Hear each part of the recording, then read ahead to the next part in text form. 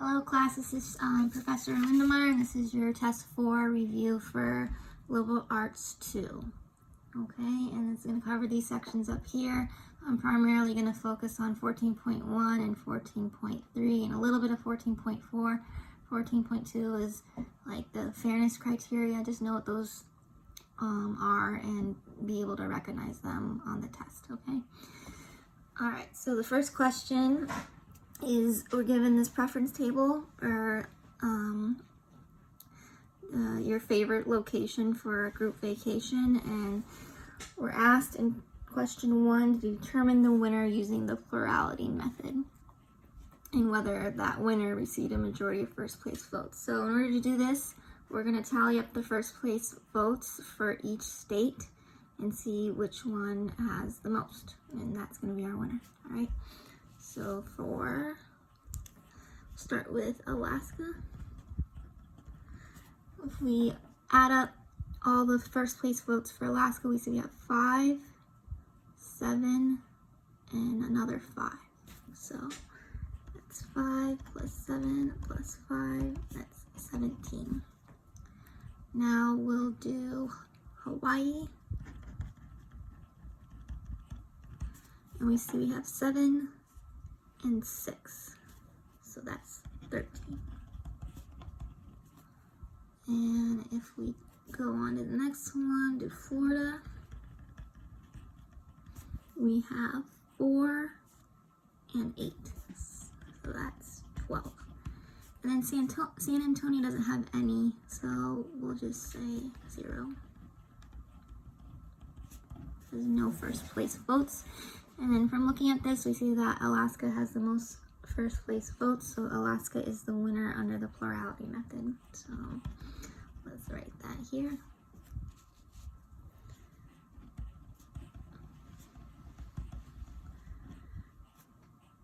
And if you tally up all the first place votes, you'll get 42. So if you add up all these, that's 42. All this rather. And you see that 17 out of 42 is approximately 40.5%. That's not a majority. A majority has to be above 50%. So although Alaska does win, it does not have the majority of first place votes.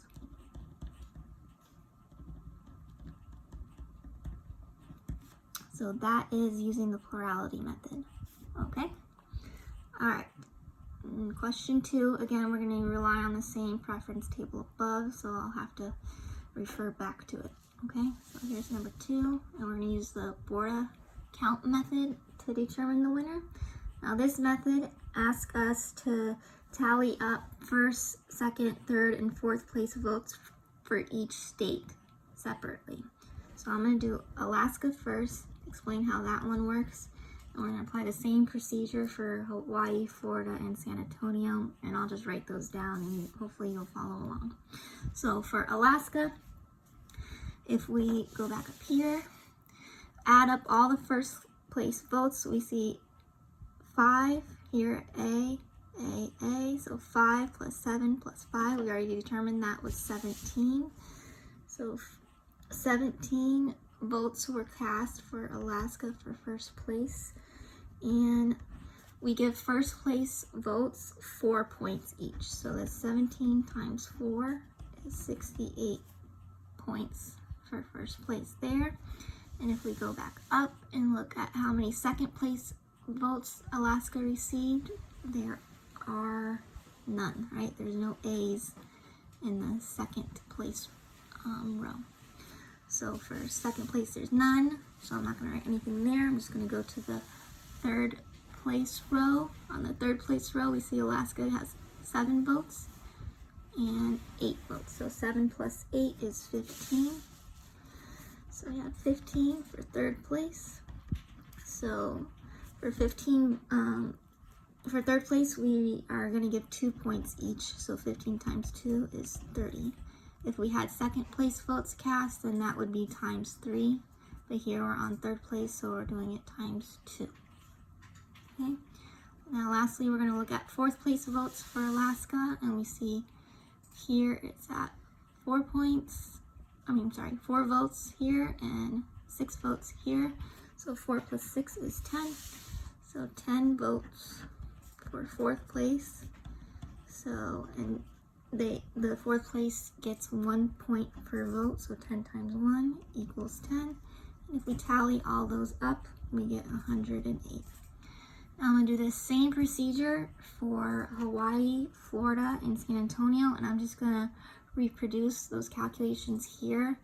And I'm not going to go through each one, but hopefully if you followed along with the Alaska, you'll be able to understand my tallies for the other states. So I'm just going to reproduce them here and hopefully get it. So here's Hawaii.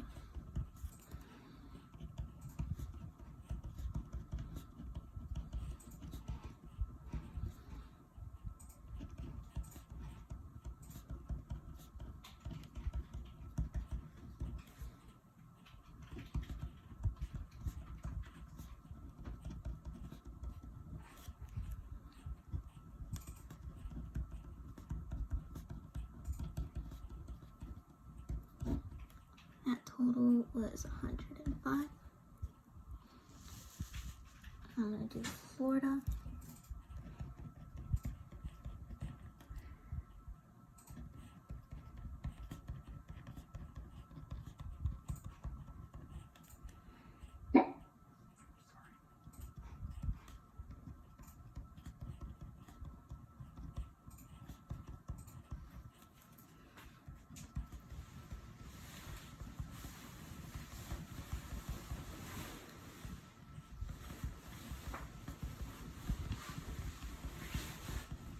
If you add all that up, the total for Florida is 109. And lastly, San Antonio.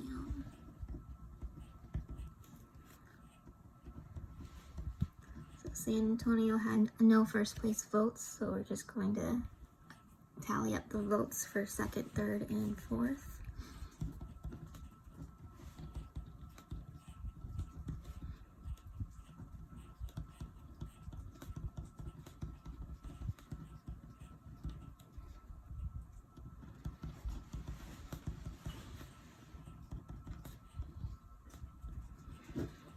And the total for San Antonio is 98. So looking at the totals for each state, we see that Florida has the largest. So Florida is the winner for the border count method. And we already determined that Alaska would be the winner for the majority first place votes back in the previous problem. And that one wasn't a majority, so Florida is not going to be a majority either because it has less first place votes, right? 68 versus, I mean, not 68, 17 versus 12, right? So Florida is not a majority first place vote winner, but it is the winner under the border count method, just doesn't have a majority, all right? So that is number 2. Again, I'm going to rely on this table again when I do 3 and 4. So here's question 3. So we're going to use the plurality method with elimination. So the plurality method, we did that in question 1, and we said Alaska had 17 votes, Hawaii had 13, Florida had 12, and San Antonio had 0 votes. So we determined no state had a majority under the plurality method. Even though Alaska had the most, it wasn't a majority, right? We got 40.5% in question 1. So under this method, since San Antonio got the least amount of votes, San Antonio gets eliminated from our preference table, and we have to regenerate the preference table without San Antonio in it. So if we do that, the new table, after removing San Antonio, is going to look something like this.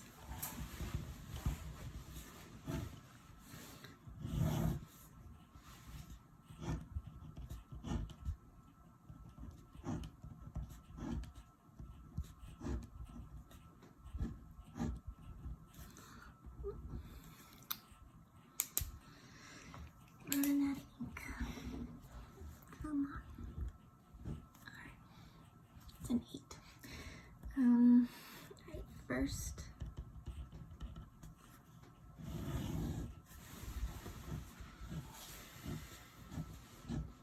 Second. And since we are removing San Antonio, we only have a first, second, and third place.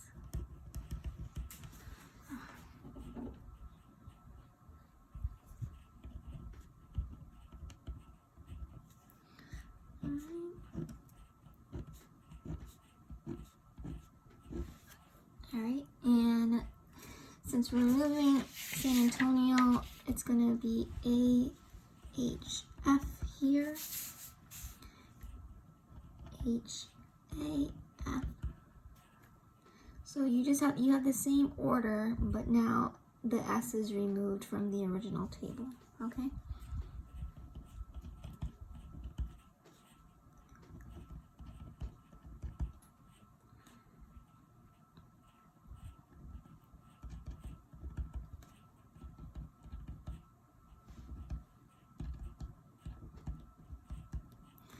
Now, if we tally up first place votes, we'll see we're going to get the same result as what we had before. Alaska is going to have, you're going to add up 5 plus 7 plus 5. Again, it's going to be the same because the first place row didn't have S in it anyway. So our tallies are going to be the same as the original table, because our first place row in the original table didn't have S in it. So I'm just gonna rewrite what those tallies are, and you can confirm them. All right, no San Antonio. Okay, so now, again, none of them have a majority, because 17 divided by 42, which is total number of votes, is going to be 40.5%, just like we talked about before, and that's not a majority, so we're going to eliminate the lowest tally votes, which is Florida. So when we take Florida out, I'm going to have to regenerate my table. So new table again. Now I'm only going to have a first and second place, and the third place row is going to be eliminated.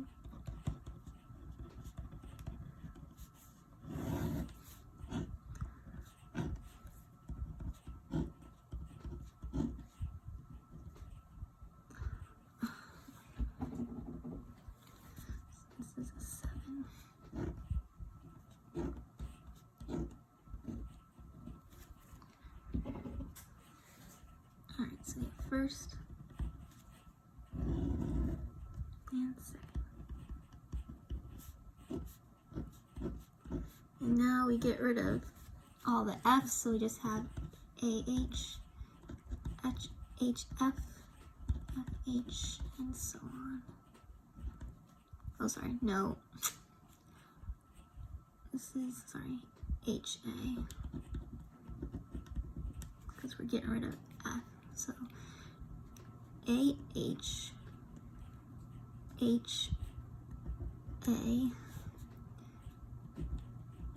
HA, AH, H, HA, and sorry, this was H before. F, or sorry, AH. Alright. This is an H. This is an A. This is an A. This is an A. Oh, I'm just hard to track. Alright, I'm going to switch pens. This is running out. Alright, so now we're going to tally up first place votes between Alaska and Hawaii to see who would be the winner. So for Alaska, we get 5 plus 7 plus 5, that's 17, plus 8, so that's 25. And then Hawaii would be 7 plus 4, that's 11, plus 6, 17. So we see that Alaska wins.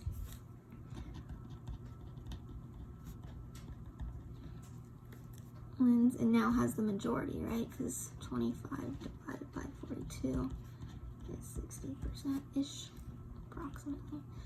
So Alaska wins. So now, after like removing San Antonio and then removing Florida because they had the lowest first place votes, we see that under the plurality with elimination method that Alaska will have majority votes over Hawaii at this stage. Okay, so that's how you do that method. All right, moving on. Number 4. Okay, so number 4, we're going to do the pairwise comparison method. So in order to know how many comparisons we're making, we use this formula, where n is your number of different possibilities, categories. So we have how many states we're doing? We have 5 states, so we have, 4 states. So 4 times 4 minus 1 over 2. So that is 4 times 3 is 12. 12 divided by 2 is 6. Okay. So we have 6 comparisons that we're making. So I'll show you the comparison for Alaska versus Hawaii, and then if you understand that, then I'm going to just reproduce the other comparisons and hopefully you can follow along. So let's do Alaska versus Hawaii. And again, we're going to refer back to this preference table, okay? So if we look at this preference table and go column by column for each different cast of votes for these different order of how the preferences are decided on. So this first column, we see that Alaska beats Hawaii for 5 votes for first place. So we're going to give Alaska 5 points here. Now under this column, Hawaii beats Alaska. So Hawaii is going to get these 7 points. All right. And under this column, again, Hawaii beats Alaska, so Hawaii is going to get these 4 points. And then this so on and so forth. Alaska beats Hawaii, Alaska gets the 7 points. Alaska beats Hawaii, Alaska gets the 5 points. Hawaii beats Alaska, Hawaii gets the 6 points. And then lastly, Alaska beats Hawaii, so Alaska's going to get these 8 points. So you're going column by column and seeing as between your 2 competing states, which one is going to get those votes, okay? So based on what I just discussed, I'm going to write that down back on problem number 4. So if we tally up all the votes that I said Alaska would get, that's 5 plus 7 plus 5 plus 8, so 25. If I tally up all the votes that were given to Hawaii, that's 7 plus 4 plus 6 equals 17. So here, since Alaska has more than Hawaii, Alaska wins. So at the end of it, we would award 1 point to Alaska for this comparison. All right, now I'm going to do the same thing for Alaska versus Florida. So if you compare Alaska and Florida for each column, you can tally up points for each tally up votes rather for each state. So we get 5 plus 7 plus 7 plus 5, 4 plus 6 plus 8. So here, Alaska beats Florida. Alaska wins. Now I'm going to do Alaska versus San Antonio. Same procedure. Go column by column and see whether Alaska is ahead of San Antonio or San Antonio is ahead of Alaska, and whichever case it is, award the votes to that state. You should get this.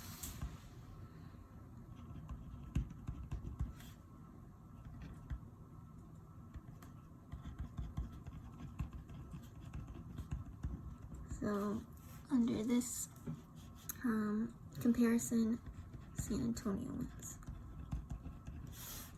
Alright, so we've done 3, we have 3 more to do. I'm gonna go over here and do Hawaii versus Florida.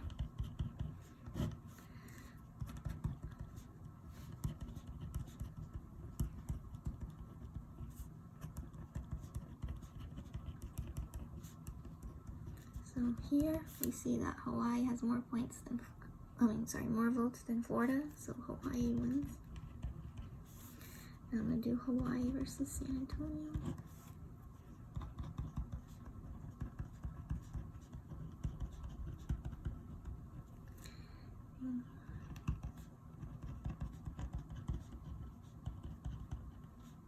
So here again, Hawaii has more votes than San Antonio, so Hawaii wins. And then lastly, Florida versus San Antonio.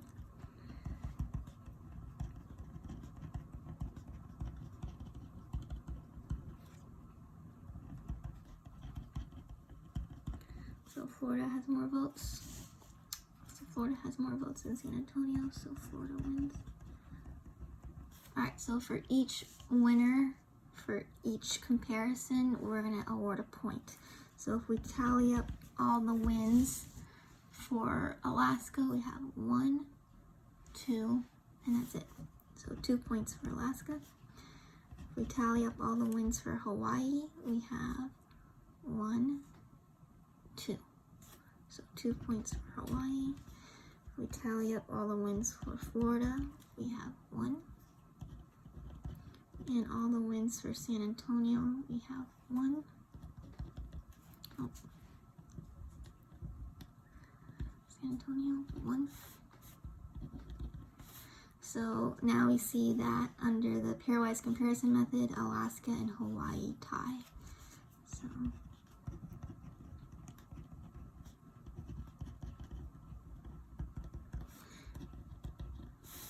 tie as the winner. Alright, so that's how you do the pairwise comparison method. You're going to first figure out how many comparisons you need to make using this formula. And then do those comparisons and look at the columns and see if which state wins out for each set of votes represented by each column. Okay? Alright, moving on. Alright, so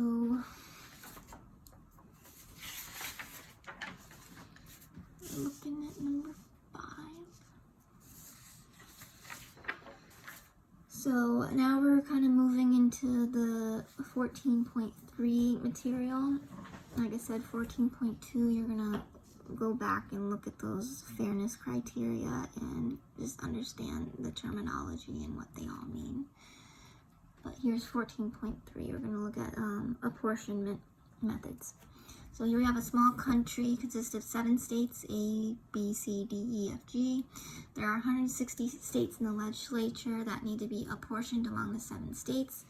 And we're shown the population of each state.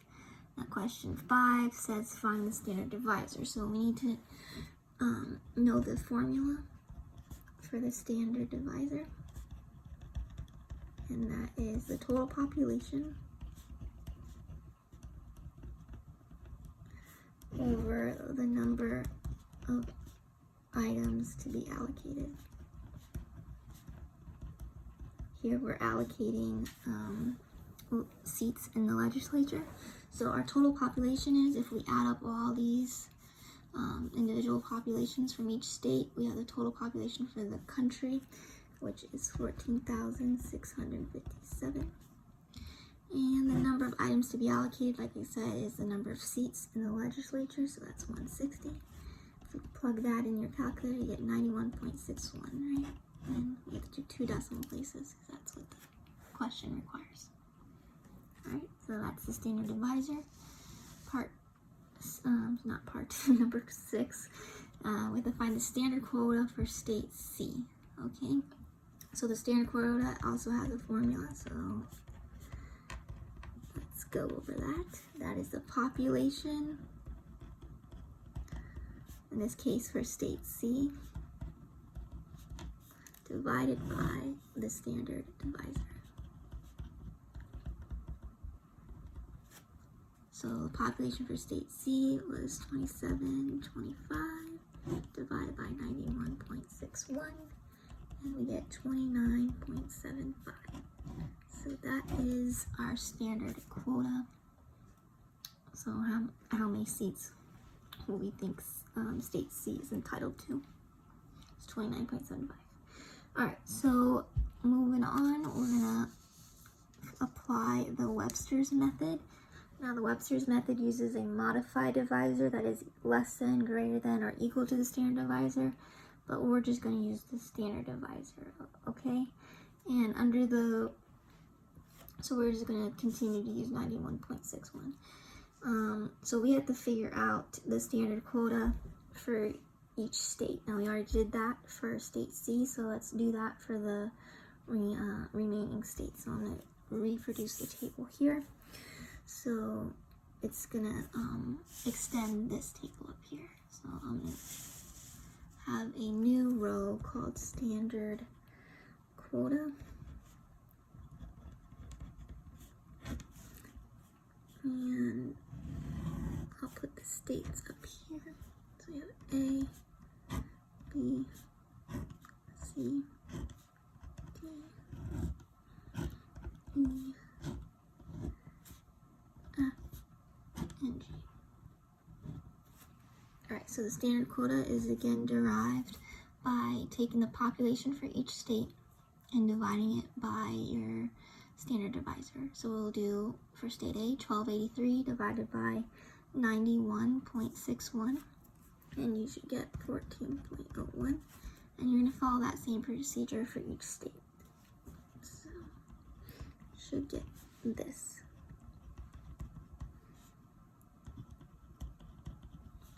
That's 23.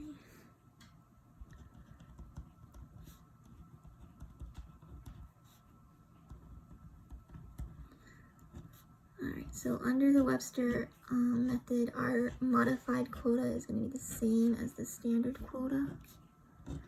And now, under the Webster method, you're going to round your quota, standard quota or modified quota, down to the nearest integer. So I'm going to round, we'll call this modified rounded quota.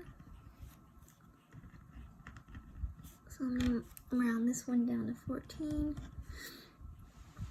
Oh, I misspoke. The Webster method just rounds to the nearest integer, not rounded down or rounded up, just to the nearest integer. So 14.01 gets rounded to 14. 25.91 gets rounded to 26. 29.75 is 30. This goes to 24. This rounds to 17. This is 27 and 22. So you just round to the nearest integer in either direction, whatever's the nearest. Alright, and if we add up all these in this row, we get the total to be 160, which is what we want, right? Because we have 160 seats to apportion among these states, so we want it to equal that exact amount. Alright, so that's the Webster method. So Webster method, your modified divisor can be greater than, less than, or equal to the standard divisor. I told you we're going to use the standard divisor as the modified divisor, and that's going to give you your standard quota, and we'll call it the modified quota. And then after that, you're going to round each modified quota to its nearest integer. And then you'll tally up all that and make sure that gives you the number of seats that we're supposed to apportion. Okay. Alright, moving on. Alright, so question 8 asks us to use Adams' method. And here, Adams' method tells you to use a modified divisor that is slightly larger than the standard divisor. I'm just going to give you what that would be, and I should have wrote this on the page initially. So you're going to use modified divisor of 93.65. So if you divide each state's population by 93.65, you'll get the modified quota for each state, and that's what we're going to do next.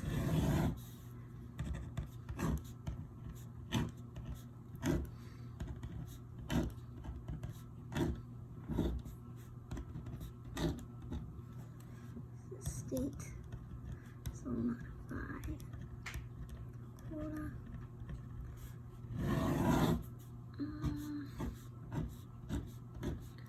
Alright, so if you do state A's population divided by 93.65, you'll get 13.7. Hold on.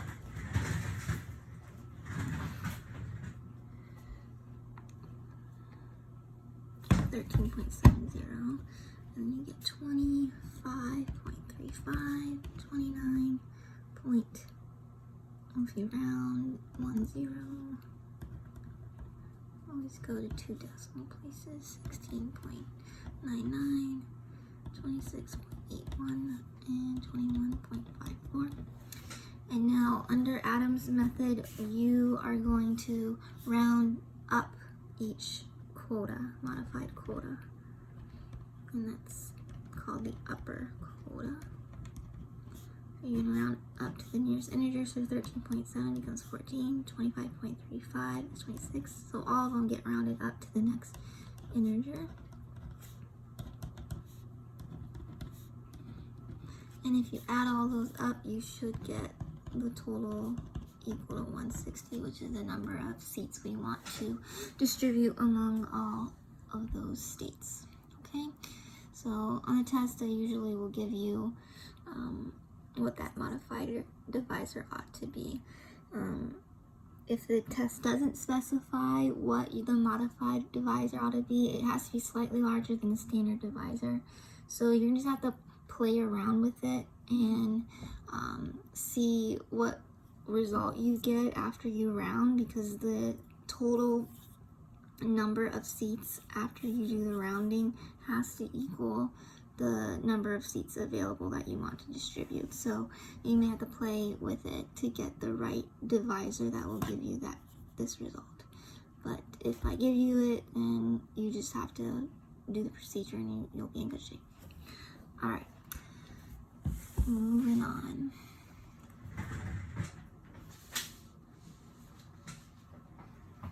So this question asks about the Alabama paradox when we talk about Hamilton's method.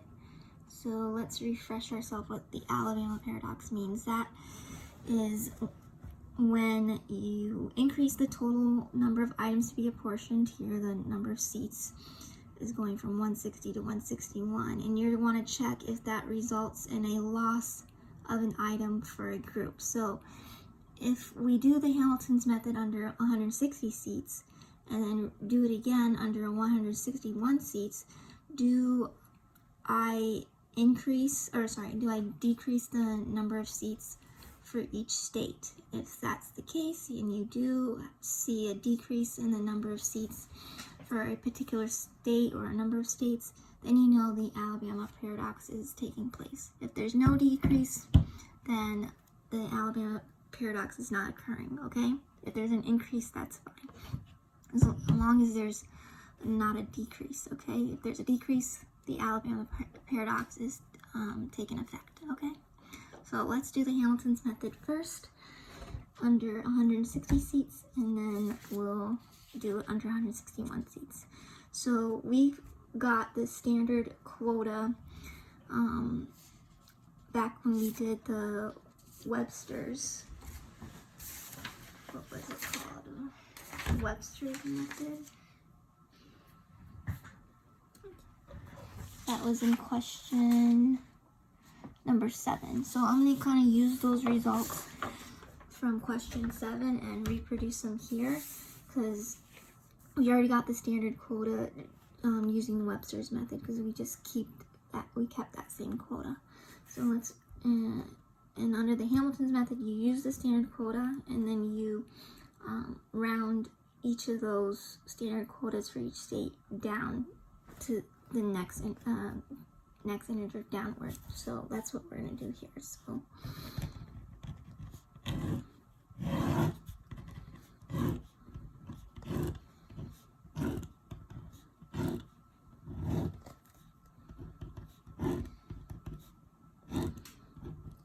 alright, so if we round each of those standard quotas down, if you look back at number 7, state A had a standard quota of 14.01, so we're going to round that down to 14. State B has a standard quota of 25.91, so again, rounding down, so 25. State C had a standard quota of 29.75, again, we're going to round down to 29, and so on and so forth. So you should get the following results. Now, if you add all those up, you'll notice that the total is 157 seats, but obviously we have 160 seats to distribute, right, or apportion. So we have 3 left out. So we need to allocate these 3 seats to the highest fractional state. So if you look back at question 7 under the standard quotas, you'll see that state B had a fractional part of 0.91. That's the highest if you look across all the standard quotas for each state. So we see state B had one of the highest, state C had one of the highest, state D had one of the highest. So those are our 3 highest. So we're going to boost states B, C, and D by 1 more seat. So this becomes 26, 30, and 24. And we're going to retain the same number of seats for the remaining states. So that's what Hamilton's apportionment does. So anytime you have seats left over after you reduce each standard quota down, you have to distribute those remaining seats to the highest fractional part of the standard quota, whichever state had the highest. And we want 3 states, so that's B, C, and D. Alright, now we're gonna do Hamilton's method for 161 seats. So since we're using 161 seats, we have to recompute the standard divisor, okay? So the old standard divisor used 160 seats, now we have 161. So with 161 seats, the standard divisor is the total population, 14,650. So 1 divided by 161 is 91.04. Alright, and now I'm going to recompute the standard quota for each state.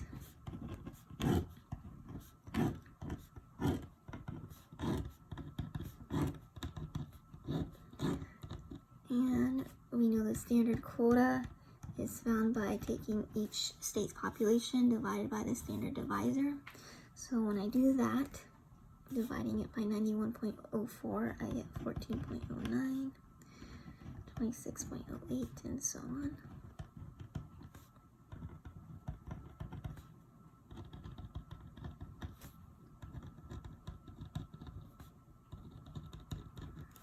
Alright, and now under Hamilton's method we have to round down to, so we call that the lower quota.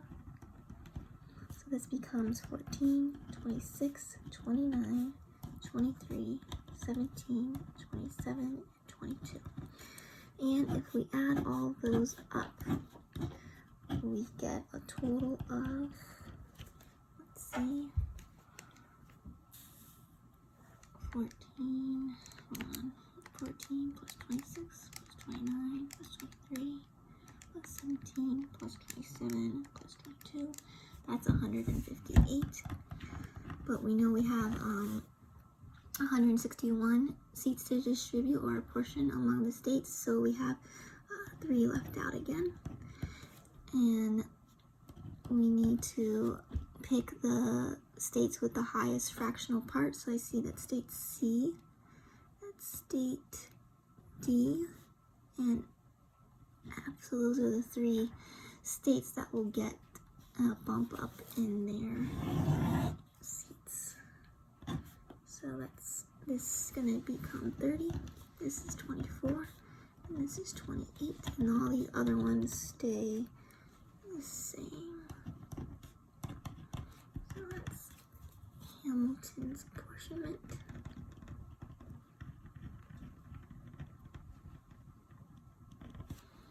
Okay, and what do we notice is that the only change that occurred if we compare the previous table to this new table under Hamilton's apportionment, that all the states have the same number of seats except for state F, right? F went from 27 seats to 28 seats. That's not a loss, that's an increase in seats.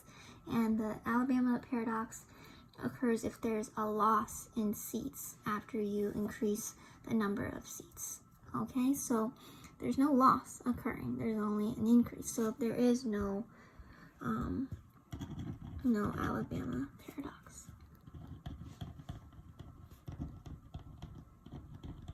All right, moving on to the next page. So here's the last question.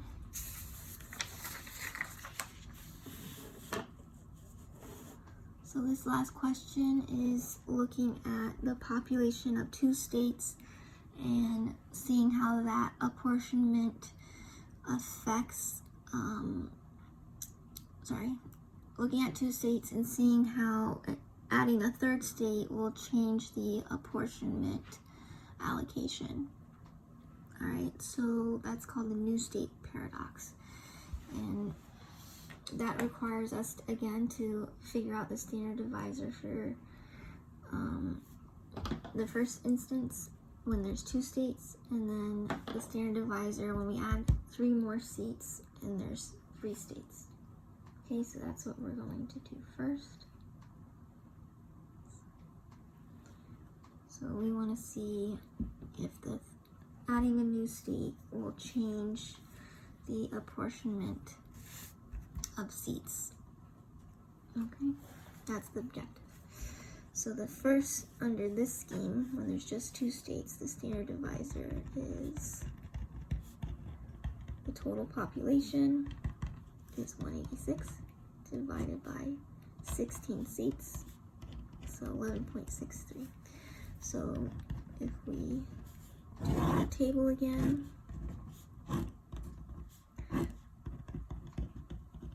and the standard quota is done by taking each population for each state and dividing it by the standard divisor. So 134 divided by 11.63 is 11.52. And 52 divided by 11.63 is 4.47. And again, under Hamilton's method, that's what we're doing. We're going to round down. So this is 11, this is 4. So that means we have 15 total seats, but we have to have 16 total seats, so we have 1 left. 1 left.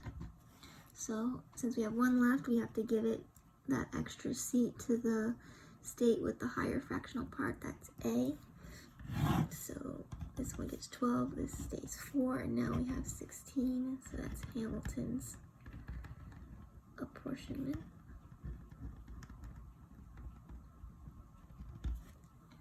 Okay, and now we're going to do it when we have 3 more seats. So now we have 16 plus 3 seats, and now we have an extra state in the mix. Okay, so our population total is going to be different. So let's compute the standard divisor again with the third state added. So the new standard divisor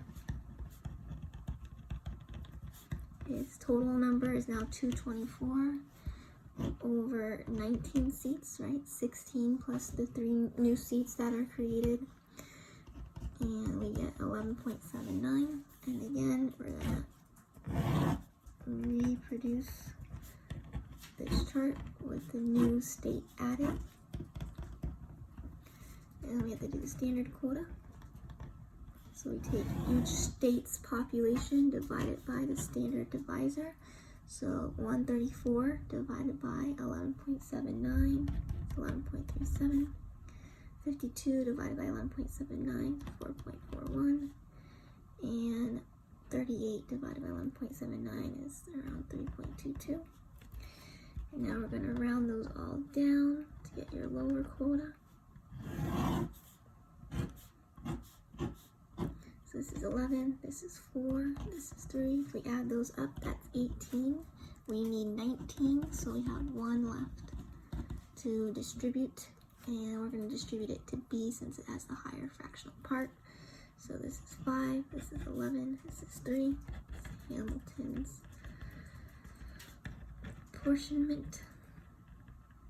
And we see that this changes the outcome, right? Before, state A had 12 seats and state B had 4.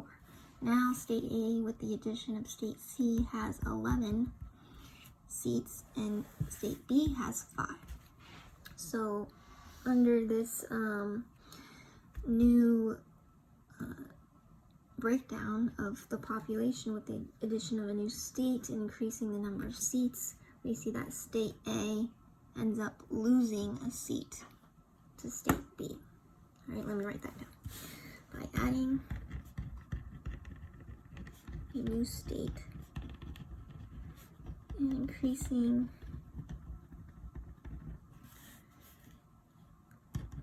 the total number of seats to be apportioned, state A ended up losing a seat to state B. Because the apportionment changed, we can conclude that we do have a new states paradox.